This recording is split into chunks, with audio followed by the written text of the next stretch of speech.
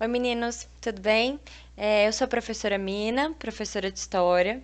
Para os meninos que já me conhecem aí, que saudade que eu tô de vocês, da bagunça que vocês fazem, das perguntas maravilhosas que vocês me fazem. E como vocês já estão vendo aí na tela, atendendo a muitos e muitos e muitos pedidos, nós finalmente vamos falar sobre a Primeira Guerra Mundial. No primeiro bimestre aí, a gente ficou focado na história do Brasil. A gente falou do período que vai ali do finalzinho do século XIX, né, 1880, 89, até os anos 20. E agora a gente vai dar uma olhadinha para a Europa, né? A gente vai olhar o que está acontecendo na Europa aí nessa época. E um dos principais acontecimentos, né, um dos principais marcos aí do começo do século XX na Europa, vai ser a Primeira Guerra Mundial, né, como vocês sabem. Então, essa videoaula é só a primeira parte da aula sobre Primeira Guerra Mundial. Acredito que nós vamos precisar aí de pelo menos uns 3 ou 4 vídeos para dar conta desse conteúdo, né? Então, hoje o que a gente vai fazer é uma introdução, né? Como está escrito aí na tela, nós vamos falar dos antecedentes e das causas, né? Ou seja, tudo o que aconteceu antes da Primeira Guerra Mundial, né? Como é que estava aí o terreno antes dessa guerra acontecer, né? Como eram as condições da Europa antes da guerra de fato começar, né? E quais foram as causas dessa Primeira Guerra. Antes da gente começar com qualquer informação sobre isso, eu também acho que é importante a gente destacar o tamanho da Primeira Guerra Mundial, né? Porque a Segunda Guerra acaba tendo mais destaque, né? Eu acho que tanto por ser mais próxima da gente, ter acontecido há menos tempo, e também por ser muito explorada pela indústria cultural, né? A gente tem 1 milhão de documentários sobre a Segunda Guerra, 1 milhão de filmes sobre a Segunda Guerra, de séries, de livros, né? Então, os fatos da Segunda Guerra são muito mais próximos de nós do que os da Primeira Guerra Mundial, né? E muita gente acaba não entendendo a gravidade dessa Primeira Guerra, né? A gente está falando de uma guerra que envolveu 17, 18 países, uma guerra que teve mais de 70 milhões de soldados participando, 15 milhões de... Tem gente que fala 15, tem gente que fala 20 milhões de mortos, né? Mas é uma guerra enorme. É assim, é um marco e é um trauma para a Europa no século XX, né? Última observação antes da gente começar de fato. Eu vou usar ao longo do vídeo, né? Eu acabo usando vários termos. Às vezes eu chamo a Primeira Guerra de Primeira Guerra, às vezes eu chamo de a Grande Guerra, né? Porque aí, em 1914, 1915, ninguém sabia que haveria uma Segunda Guerra Mundial, né? Então a Primeira Guerra ela era chamada só de a Grande Guerra. Então bora lá entender esse negócio. Bom, primeiro, para a gente entender exatamente os impactos dessa Primeira Guerra, né, a gente vê como ela foi sim uma guerra traumática, grande, que matou muita gente, prejudicou várias nações, eu separei algumas imagens de um Instagram que eu gosto muito, que chama Imagem e História. Eu já indiquei esse Instagram para vocês em sala de aula, separei algumas imagens de lá e depois eu coloco o link aqui na descrição. Eles fazem um trabalho maravilhoso de compartilhar fotos históricas com ótimas explicações, né? Então vai estar aí na caixinha de informação. Essa primeira foto aqui que a gente está vendo, né? Ela tem um esquadrão escocês no começo da guerra e no final, né? Então, por essa foto, a gente não consegue saber exatamente a quantidade de homens que estão aqui, mas por essa foto a gente começa a entender um pouquinho dos danos da Primeira Guerra, né? Da extensão desses danos, da quantidade de mortes. Aqui também a gente tem soldados, eu não sei a nacionalidade deles, né? Eles estão em Budapeste, mas não sei qual a nacionalidade desses soldados. São soldados que perderam membros aí durante a Primeira Guerra e que estão caminhando, né, com próteses aí depois de terem passado por esses acidentes durante a guerra. Aqui também uma foto muito bonita, né, muito impressionante, do meio da guerra, né, alguns soldados franceses aí usando uma metralhadora. E por último, uma imagem meio triste, na minha opinião, né, que mostra um cachorro mensageiro levando pacotes aí de um lado para o outro durante a Guerra de Trincheiras, que a gente vai ver também o que foi isso. Para falar aí do contexto histórico da Europa, né, o que acontecia na Europa antes da Primeira Guerra. Muita gente erra quando vai falar de Primeira Guerra e diz que a Primeira Guerra tem uma causa, que foi o assassinato do Francisco Ferdinando, que a gente vai ver daqui a pouquinho. Isso é algo totalmente equivocado, né? Como eu falei, uma guerra do tamanho da Grande Guerra, que envolveu 17 países, né? É claro que tem 1 milhão de fatores envolvidos nisso. E é claro que a gente está falando de conflitos que não começaram em 1914, né? São conflitos que estão aí se desenvolvendo, crescendo, piorando desde o fim do século XIX, né? Ali de 1850 para frente. Vamos ver como eram essas características da Europa aí que empurraram esses países para a guerra. Então, o primeiro fator é a Belle Époque. Eu já comentei com vocês sobre a Belle Époque em sala de aula, quando a gente falou da reforma do Rio de Janeiro. Lembram do processo de modernização do Rio de Janeiro? O processo de modernização do Rio, ele vai ser muito inspirado no processo de modernização de Paris, né, no que estava acontecendo na Europa. Então, a Belle Époque, que traduzindo para o português é a Bela Época, é um período aí de muito crescimento cultural e tecnológico também. Então, é quando a gente vai ver várias invenções surgindo, é quando vai surgir o telégrafo, é quando vai surgir o telefone, né, os teatros, as óperas, as casas de show estão crescendo muito, estão sendo muito valorizadas. Então a gente fala que é um período de efervescência cultural, né? Tem muita coisa acontecendo, a cultura está sendo valorizada. Esses países estão crescendo muito, né? Inclusive aí nesse campo de valorização do lazer. Então, o que a gente vai ter aí meio que de forma generalizada na Europa é uma sensação de otimismo, né? Antes da guerra começar, uma sensação de que tá dando tudo certo, estamos crescendo, estamos caminhando para o progresso, nosso país é incrível, né? E uma outra observação também, eu vou usar a palavra país para dar uma facilitada, né? Mas nesse momento que a gente está falando aqui, vários desses países eram, na verdade, impérios. Já já a gente vai dar uma olhadinha nisso. Bom, segundo fator aí, segundo elemento desse contexto pré-Primeira Guerra, a Segunda Revolução Industrial. A guerra acontece durante a Segunda Revolução Industrial, né, que é o momento, de novo, em que inúmeras inovações tecnológicas estão acontecendo. E muitas dessas inovações estão sendo direcionadas para a guerra. Muitas dessas tecnologias são tecnologias que vão ser usadas na guerra no futuro, né? Então, muitos estão usando esses inventos da Segunda Revolução Industrial, usando essas condições que a Segunda Revolução Industrial vai criar para investir na guerra, né? Para já começar a preparar e a melhorar a sua tecnologia de guerra. Um outro fator que vai se desenvolver por causa da Segunda Revolução Industrial é o nacionalismo, né? Que é aquela valorização, aquela defesa exacerbada, exagerada da sua nação. Por quê? Porque com o crescimento da Segunda Revolução Industrial, o comércio na Europa é algo que tá muito dinâmico, né? Tá muito rápido, tá muito poderoso, tem muito comércio rolando ali na Europa. Então existia uma necessidade de proteger os mercados internos, né? De proteger o comércio dentro do seu próprio país. Isso vai gerar assim um sentimento nacionalista, né? Essa necessidade de proteger o mercado interno e também aquela sensação de progresso, né, da Belle Époque. Vão contribuir aí para desenvolver esse sentimento de defesa da nação, né? E aí olha como uma coisa está ligada com a outra. Qual a melhor forma de se defender, de se proteger uma nação, né? A melhor não sei, mas talvez a mais eficiente, a mais óbvia, né? Com as forças militares.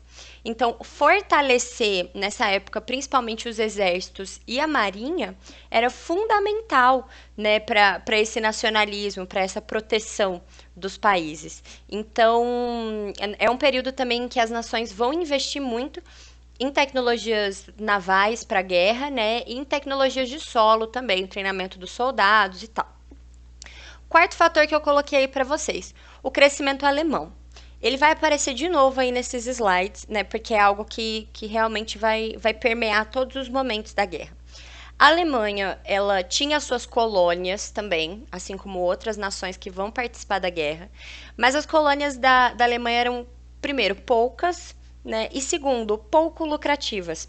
Então a Alemanha estava correndo atrás aí, primeiro, de expandir as suas colônias, né? De conseguir mais colônias, conseguir novos territórios, né? E também de crescer economicamente. Então, ali nas vésperas da Primeira Guerra, o que a gente vai ter é uma Alemanha que ela vai crescer tanto, crescer tanto, crescer tanto, que na porta da Primeira Guerra ela já é tão poderosa quanto a Inglaterra, né? Que era a nação até então mais industrialmente desenvolvida. Então a Alemanha começa a crescer demais, né, começa a competir diretamente com a Inglaterra. E esse vai ser um dos problemas aí, um dos fatores que vão levar a gente para a Primeira Guerra. E por último, né, a corrida armamentista, como eu já falei, essa corrida dos países para investir na indústria de guerra, para investir em tecnologias de guerra, em coisas que pudessem ajudar num combate futuro, né? Passando aqui, é uma frase que eu sempre falo em sala de aula e que eu vou encher o saco na cabeça de vocês, né? Não existe uma única causa para a Primeira Guerra. A gente está falando de uma panela de pressão prestes a explodir, né? A Europa é essa panela de pressão. Essa panela de pressão está no fogo aí, ó, com 1 milhão de elementos acontecendo há anos, né? E a Primeira Guerra é o quê? É o momento em que essa panela explode. Então vamos analisar direito quais elementos estavam dentro dessa panela de pressão, né? O que é que vai contribuir para essa explosão e para a declaração de guerra. Bom, primeiro a gente vai ter as tensões aí entre a França e a Alemanha, a maioria delas relacionadas a território. Como eu falei, a Alemanha estava tentando conquistar novas colônias, né? Conquistar colônias mais lucrativas, menos michurucas, né? Então, quando a França perde a Alsácia-Lorena para a Alemanha, né? A Alemanha pega esse território da França, a gente já tem um estranhamento acontecendo aí entre essas duas potências, né? As relações aí entre França e Alemanha não tão boas. A Alemanha acaba de roubar um território da França, né? E as duas também, ali, ó, no começo do século XX, elas vão entrar em combates frequentes pelo território do Marrocos. Então a gente tem 3 pequenas guerras aí que acontecem antes da Grande Guerra, né? A gente tem França e Alemanha disputando o Marrocos em 1905, 1911, 1912. Então a gente começa a ver que a coisa não estava boa, né, 2 anos antes do início efetivo da guerra, né? França e Alemanha, pelo menos, já estavam se estranhando. Segunda grande rivalidade aí que rolava na Europa nesse finzinho do século XIX, começo do século XX. Já falei para vocês, a competição entre Alemanha e Inglaterra, né? A Alemanha estava crescendo muito, estava chegando ao nível ali da Inglaterra, que era até então a grande potência industrial, né, dessa época. E esse fator aí, da gente ter Alemanha e Inglaterra como forças tão iguais, sabe, tão equivalentes, também vão explicar um outro fator, né? Já já a gente vai ver que esses países eles vão entrar em guerra, mas não vão entrar em guerras individuais, né? Eles não vão entrar sozinhos na Primeira Guerra. Eles vão entrar com alianças, então são grupos de países que vão lutar contra outros grupos de países. E a causa disso era o desenvolvimento da Alemanha e da Inglaterra.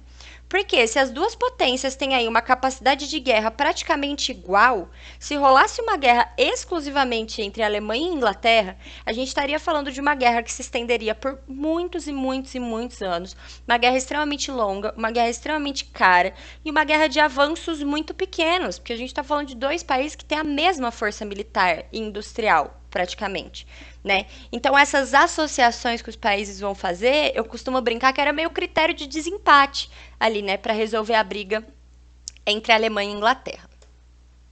Bom, outro fator, a questão da região das Balcãs ou dos Balcãs, né, como algumas pessoas falam. Então, essa região dos Balcãs estava sendo disputada por inúmeros países, né? Aí nos slides a gente consegue ver Sérvia, Montenegro, Grécia, Romênia, Turquia, mas inúmeras disputas territoriais estavam acontecendo aí nessa região.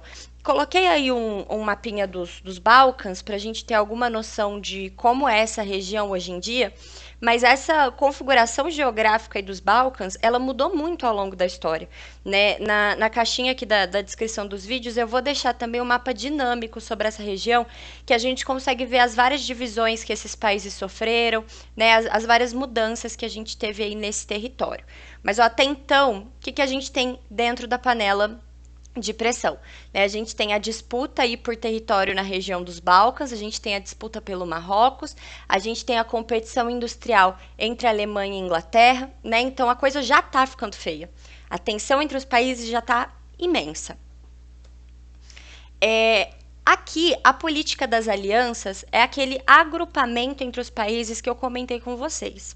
Porque não faria sentido a gente falar de guerra individual nesse período, né? Se a Alemanha e a Inglaterra se desentendessem ali, entrassem em guerra exclusivamente os 2 países, a gente teria uma guerra extremamente longa e sem resultados, né? Então, em 1882 é formada a Tríplice Aliança, que vai ser aí uma junção, né, da Alemanha, da Itália e da Áustria. Lembrando de novo, né, eu estou usando o nome dos países, mas a gente fala, na verdade, de Império Austro-Húngaro, né, de Império Alemão.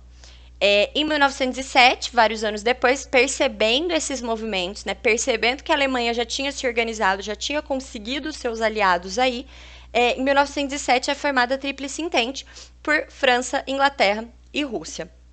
Uma informação importante, essa configuração aí das duas alianças não vai permanecer a mesma durante toda a guerra, né? A gente vai ver a Rússia saindo de cena, a gente vai ver os Estados Unidos chegando, né, durante o desenvolvimento da guerra. E além dessas nações, né, que são consideradas nações principais, como eu disse, a gente vai ter vários outros países envolvidos nesse conflito. No total, são 17 ou 18 países que vão participar dessa treta toda. Né? E depois da formação dessas duas alianças, a gente vai viver um período pré-guerra que é tradicionalmente chamado de paz armada, né, que é um período em que declaradamente os países estavam produzindo armas, estavam se preparando para a guerra, mas a guerra não tinha começado. Né? Então esse preparo começa muito antes da declaração de guerra, em 1914. E agora a gente chega, né, no estopim, ou seja, na gota d'água, o que faltava para panela de pressão explodir, né? Que é o que muita gente fala que é a causa da Primeira Guerra, mas ela sozinha não é a causa. Né? O que acontece? Em junho de 1914, o herdeiro do trono austro-húngaro, Francisco Ferdinando, está fazendo uma visita em Sarajevo, na Bósnia, e ele é assassinado. Né? Depois descobre-se que isso tinha participação dos militares da Sérvia e tal, mas quando o Império Austro-Húngaro começa a pedir ajuda para a Sérvia nas investigações, a Sérvia se nega a colaborar. Né? Então, os austro-húngaros eles vão pedir ajuda para descobrir mais sobre esse assassinato e os sérvios não vão colaborar. Então, o Império Austro-Húngaro acusa a Sérvia de ter envolvimento direto nesse atentado e declara guerra à Sérvia. E aí eu sempre brinco, né, que daí pra frente o negócio foi só ladeira. Uma semana depois a gente tinha 6 outros países entrando na guerra. Em cerca de 2 meses a gente vai ter 17 nações, como eu falei. Né? Então a Primeira Guerra ela foi uma guerra de várias frentes, ela foi uma guerra que aconteceu entre vários países ao mesmo tempo e ela foi uma guerra entre alianças. Né? A gente tem a Tríplice Entente de um lado e a gente vai ter a Tríplice Aliança do outro. Né, lutando aí. E lembrando, se são alianças, se um país daqui entra em guerra com esse aqui, todo mundo vai junto. Né? Então, se mexeu com a Alemanha, mexeu com todo mundo que está junto com a Alemanha. Né? Mexeu com a Inglaterra, mexeu com todo mundo que está junto com a Inglaterra. Bom, essa imagem aqui é uma imagem clássica, né, que representa o assassinato do Francisco Ferdinando. Então, eu vou terminar com ela. E se lembrem que até agora a gente falou só das causas da Primeira Guerra, né, as motivações que provocaram a declaração de guerra em 1914. Então, sempre pensem nas disputas territoriais que estavam acontecendo, no preparo militar que esses países estavam organizando já há anos, né, e nos interesses imperialistas, as necessidades aí de conquistar novos territórios, novos mercados e também de proteger o mercado interno. Belezinha? Então, esse foi o nosso primeiro vídeo sobre Primeira Guerra Mundial. Na próxima videoaula eu vou falar mais do desenvolvimento da guerra, né, como aconteceram essas batalhas, como a guerra se desenvolveu, o que é a guerra de trincheiras. E, num futuro vídeo ainda, quais foram as consequências dessa Primeira Guerra. Então, eu espero que tenha dado para entender direitinho. Eu vou postar mais alguns links aí embaixo, porque é um assunto muito longo. É bem difícil falar rápido disso aí. Né? Tenham um ótimo dia, bebam bastante água, fiquem em casa. E é isso.